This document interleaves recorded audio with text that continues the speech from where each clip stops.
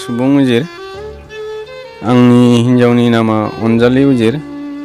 बे थांनाय शुक्रबार दिना जानुवारिनि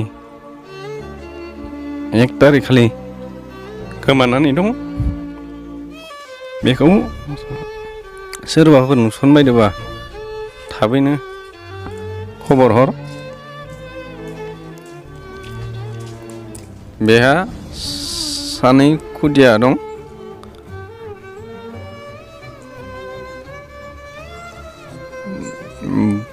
सानै खुदियानि बैसोआ सासेया 10 बोसोर सासेया 1.5 बोसोर न'खराव बहुद जेंना गोलैना दं गथ' माखाया बिमाखौ नागिरबाय थायो बेनि थाखाय सोरबाफोर नुसननो बायदिबा थाबैनो आंनो जनायहर रायज्लायदोंमोन साननैसो बेलेगजों आं एसे सन्देह खालामदोंमोन दङ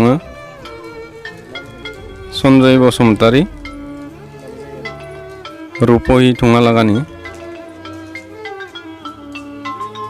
जाखाबाय पुलिसनिबो जों FIR होनाय जाखाबाय मानसिखौ मोनासै नालाय जानुवारिनि 1 तारिखै गोमादो 2 तारिखै जों FIR होदो दिनैसिमहालागै खबर गैया सन्जय बसुमतारिया बियाबो बिसि दंखायो खुदिया सासे दं बिसाबो न'खराव बहुद आलाय सिलाय जाना दं बिथांखौ सोरबाफोर नुसनबायदोबा थाबैनो खबर हर बिथांमोना सन्जया आमुगाव दं तामुगाव दं होनना थगायहरबाय दं दिनैसिमहालागै मोजाङै मिन्थियाखै बिनि थाखायनो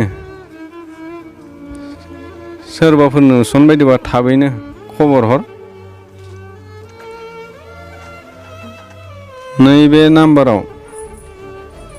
कल खालामहर बे नाम्बारा आंनि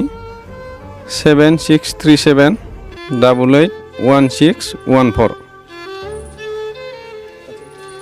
7637 881614 खुलुमबाय रायजोफोर दिनै आंनि बिजावजालि बे अनजालि उजिरा निजिनि फिसायखौनो गारनानै बेलेग फिसायजों थांदों बिथाङा जेरावखि थाया मानो जुदि नै बे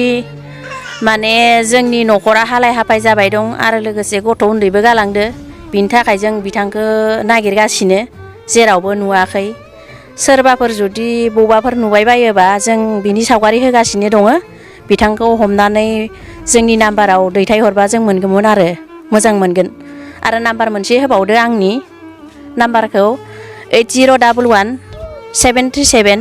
289 बे मोनसेयावबो फसायबाबो जों मोनगोन